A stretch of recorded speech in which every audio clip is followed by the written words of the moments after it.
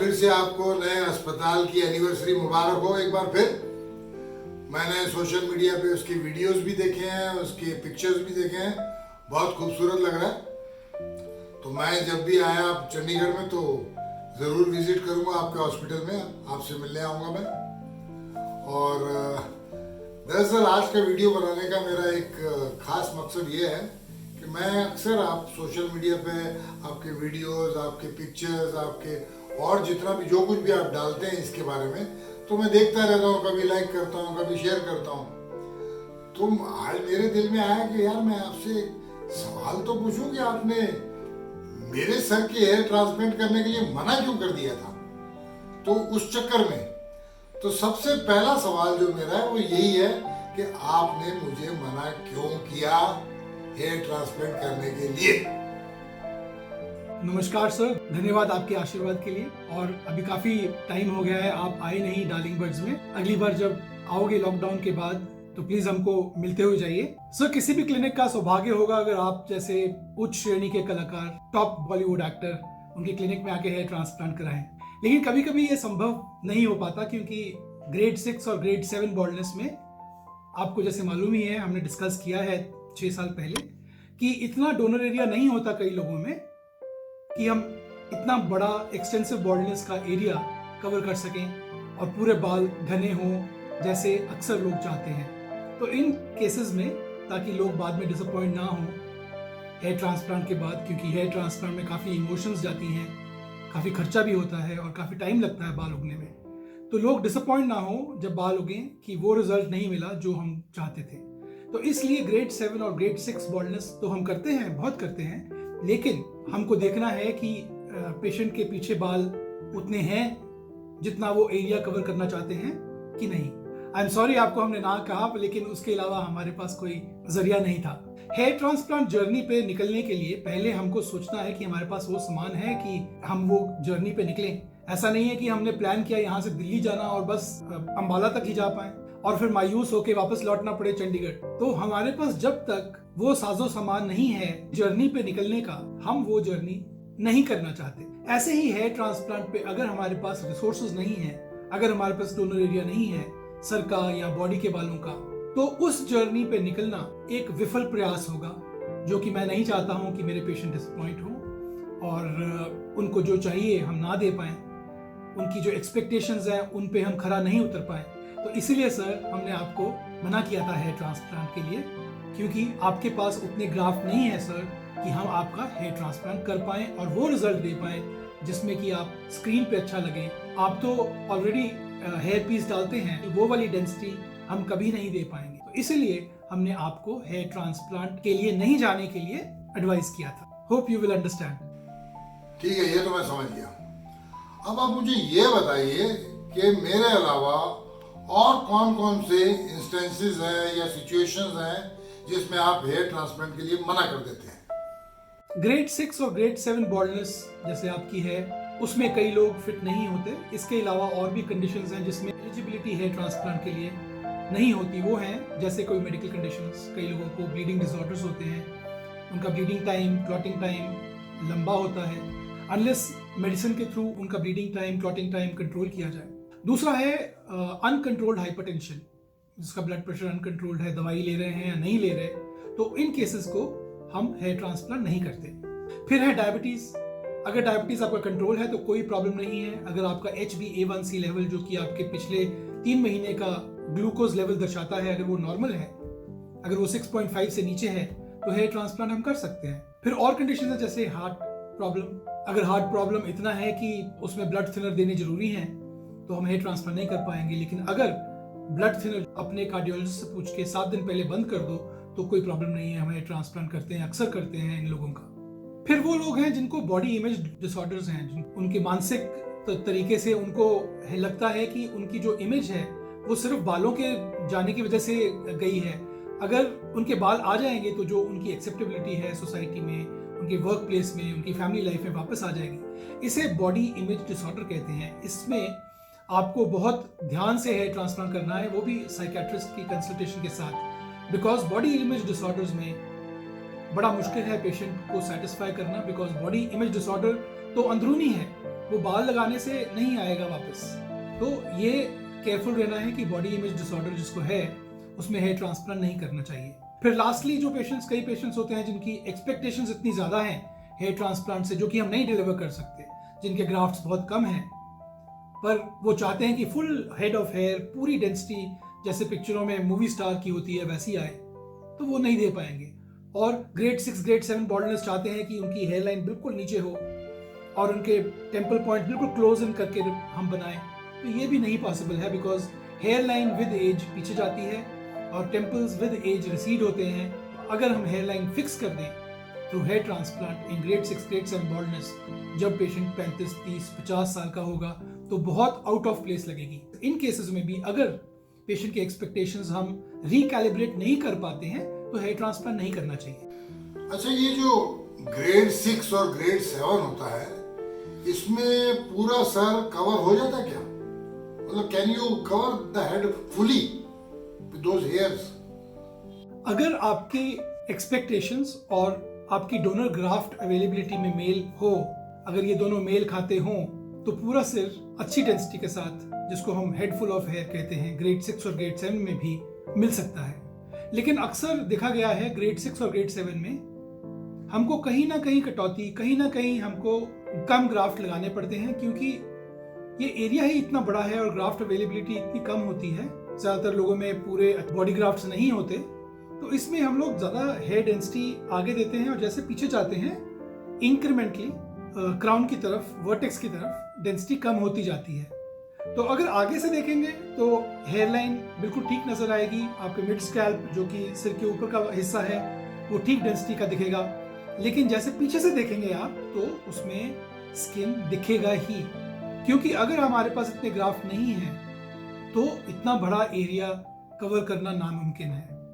अब अपने आप ही अनुमान लगा लीजिए, अगर पीछे हमारा एरिया जहाँ से ग्राफ्ट लेते हैं उसका साइज सपोज 100 सेंटीमीटर स्क्वायर है और हमने जहाँ लगाने हैं उसका साइज 400 सेंटीमीटर स्क्वायर है, तो ये 100 सेंटीमीटर स्क्वायर से बाल उठाएं और 400 सेंटीमीटर एरिया को पूरा कवर करें विद गुड डेंसिटी और पीछे भी ऐसे ही दिखे जैसे पहले दिखता था। हम जादूगर तो हैं नहीं, तो कॉमन सेंस है कि इतने कम ग्राफ्ट से इतना बड़ा एरिया फुल डेंसिटी के साथ कवर होना बहुत मुश्किल है। हाँ, उन लोगों में, जिन लोगों में पीछे डेंसिटी ठीक है और उनके पास भगवान ने काफ़ी सारे बॉडी हेयर दिए हैं, जैसे बियर्ड में बहुत ज़्यादा ग्राफ्ट्स हैं, उनके चेस्ट में बहुत ज़्यादा ग्राफ्ट है, और हो सकता है कि उनके जो थाइज हैं, उनके लेग्स हैं, उनमें भी ग्राफ्ट की क्वालिटी, थिकनेस बहुत ज़्यादा है, तो इनमें तो कोई परवाह करने वाली बात है ही नहीं। लेकिन ये जो परसेंटेज है, ये जो प्रतिशत है इन लोगों का, वो बहुत कम होता है। सो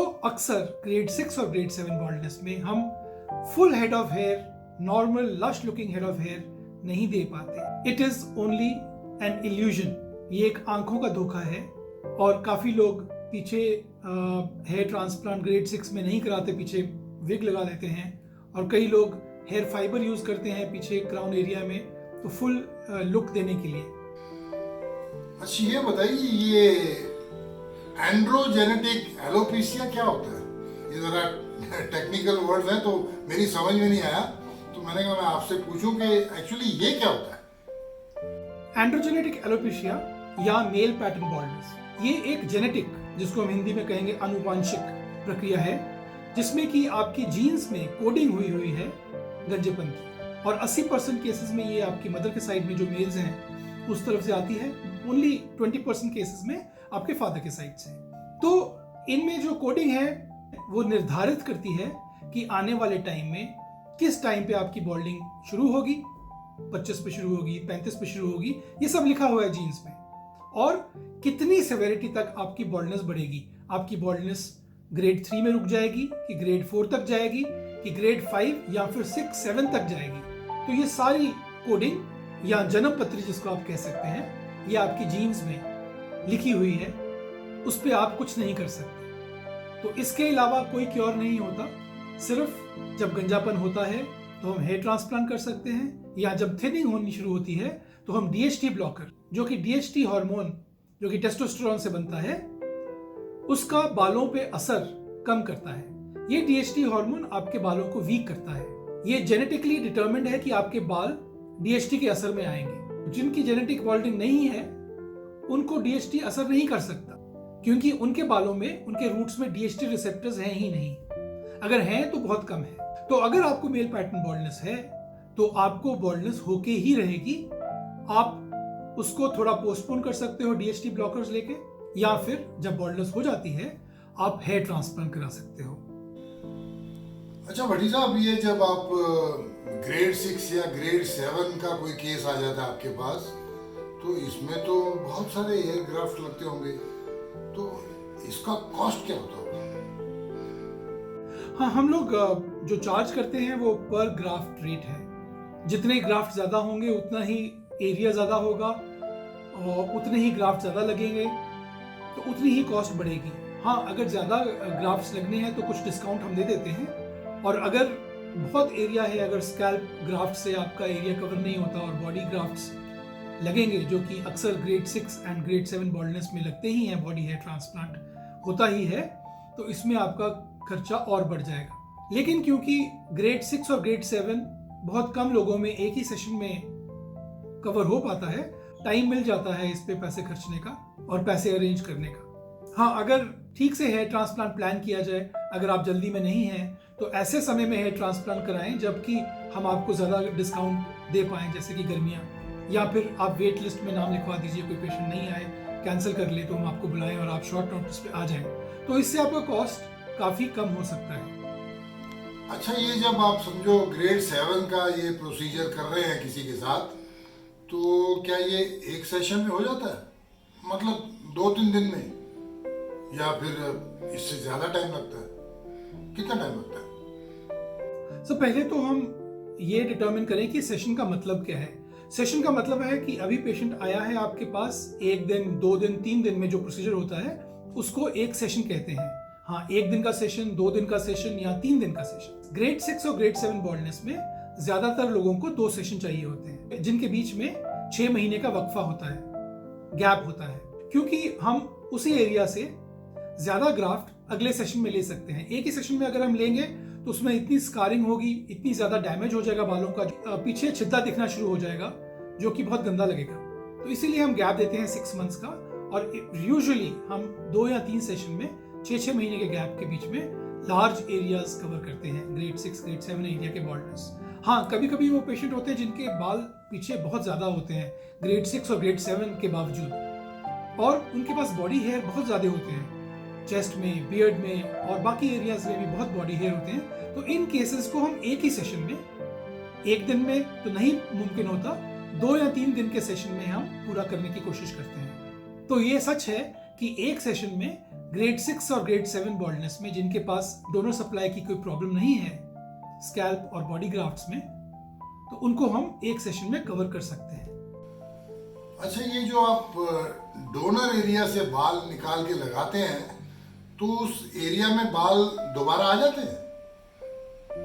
नहीं सर, जब भी हम ग्राफ्ट्स उठाते हैं जहां से, वो रूट के साथ लिए जाते हैं, इसीलिए वो वहां नहीं उगेंगे। हाँ, बाकी के बाल जो शेव किए हैं, ट्रिम किए हैं, वो तो उग जाएंगे 7-10 दिनों में, लेकिन जो बाल हमने डोनर एरिया से उठाए हैं वो सिर्फ रेसिपिएंट एरिया में, जहां पे हमने बाल लगाए हैं, वहीं उगेंगे, डोनर एरिया में कभी नहीं उगेंगे। इसको समझने के लिए आप सोचिए कि आप एक पौधा नर्सरी से लेके आए हैं, आप घर लेके आए और घर में आपने उगाया, क्योंकि वो पौधा रूट के साथ, जड़ के साथ उठाया है नर्सरी से, और आपने जड़ के साथ अपने घर के बगीचे में लगाया है, वो नर्सरी में फिर से नहीं उगेगा, क्योंकि उसकी जड़ तो वहां है नहीं। जड़ तो आप ले आए और आपने अपने गार्डन में उसको लगा दिया, तो आपके गार्डन में ही लगेगा, 2 जगह में कभी नहीं उगेगा, क्योंकि जड़ तो एक ही है। तो ये कहना, जो आम धारणा है लोगों की कि यहाँ पे जब बाल ही लेते हैं हम डोनर एरिया से तो वहां फिर से हार्वेस्टेड बाल उग जाते हैं, वो गलत है।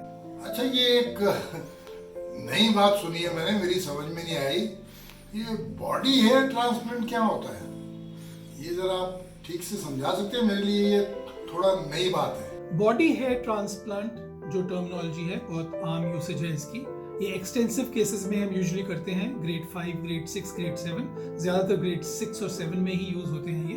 बड़ी साहब, एक आखिरी सवाल और, मुझे आप ये बताइए कि क्या हम बियर्ड से, चेस्ट से, हैंड से या लेग से हेयर निकाल के लगा सकते हैं?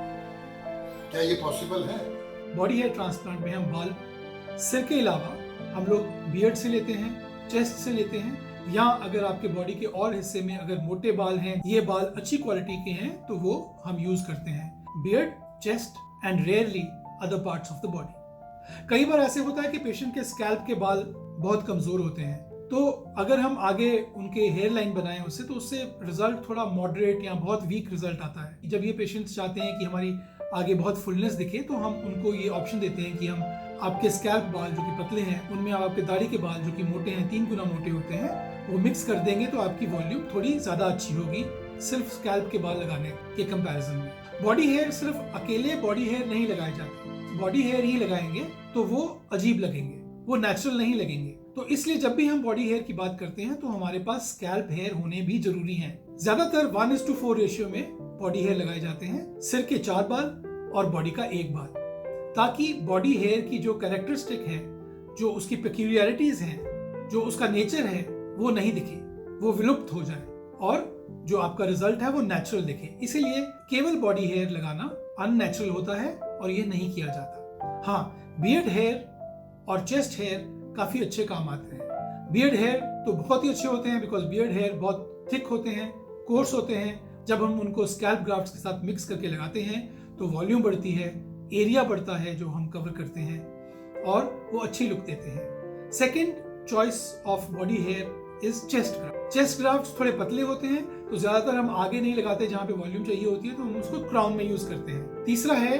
बाजू के और टांग के बाल, पर ये सबके बाल नहीं ले सकते, बिकॉज ज्यादातर लोगों के बाल बहुत पतले होते हैं, वो उठाने लायक नहीं होते, क्योंकि वो रिजल्ट नहीं आएगा जो वो चाहते हैं। बहुत पतले बाल हैं तो दिखेंगे भी नहीं। लेकिन कई लोग होते हैं जिनके बाल, बाजू के और टांग के बाल बहुत थिक होते हैं, तो ये आइडियल कैंडिडेट हैं। इनमें तो अनलिमिटेड सप्लाई है, तो ये बहुत अच्छे कैंडिडेट होते हैं बॉडी हेयर ट्रांसप्लांट के लिए।